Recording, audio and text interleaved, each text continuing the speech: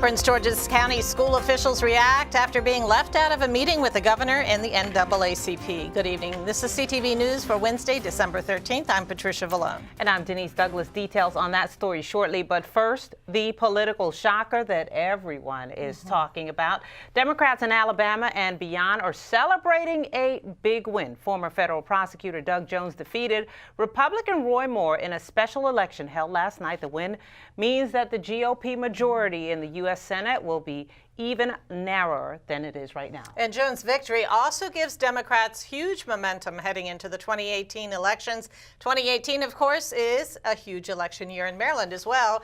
Bruce DePoit is joining us now with more on this story. Yeah, a big night politically, nationally, right? Yeah, it was. I watched it. It was a nail biter. And no question that Democrats are on a roll. Ralph Northam cruised to an easy win in the Old Dominion last month. A huge GOP majority in the Virginia House of Delegates erased in a single evening.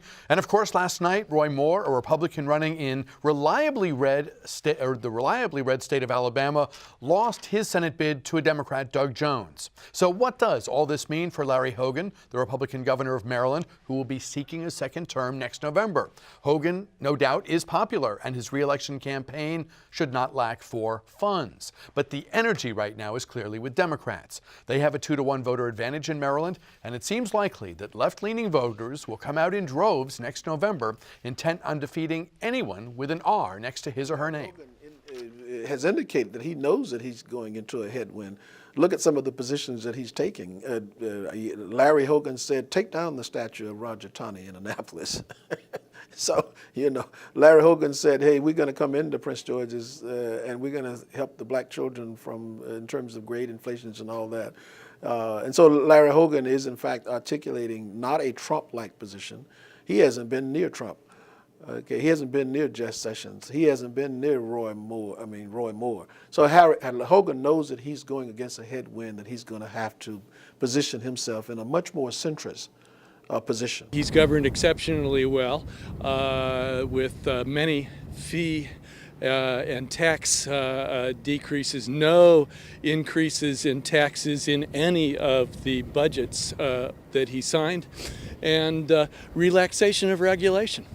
So you think he's well positioned? You like? He has an exceptional record to run on.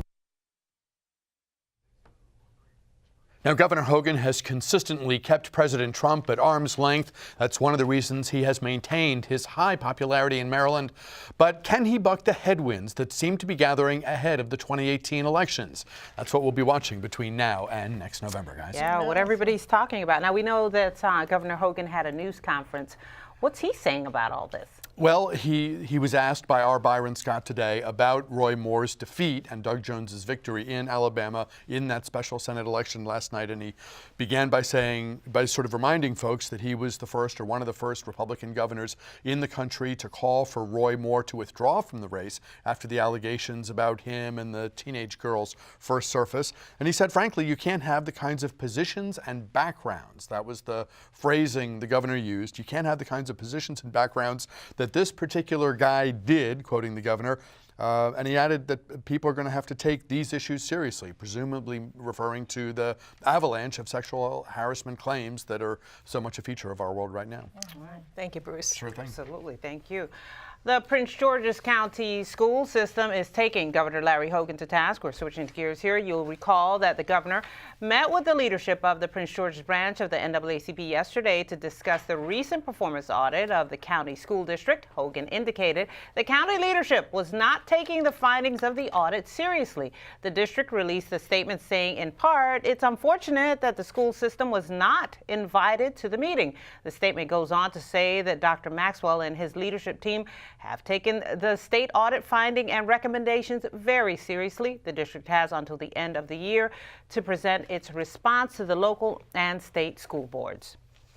Well, time is running out to sign up for insurance under the Maryland Health Exchange. The state's insurance marketplace provides access to education, information, and enrollment assistance. The deadline to sign up is December 15th, but officials say don't wait. Go online and stop by one of the enrollment centers for assistance today.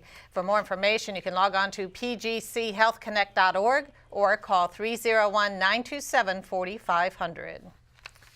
Well, a big change when it comes to who can vote in Glen Arden. Back in 2016, the town council passed a charter resolution that allowed 16-year-olds to cast a ballot. That dropped the age from 18. However, that is no longer the case. The previous mayor who supported the measure was voted out in May.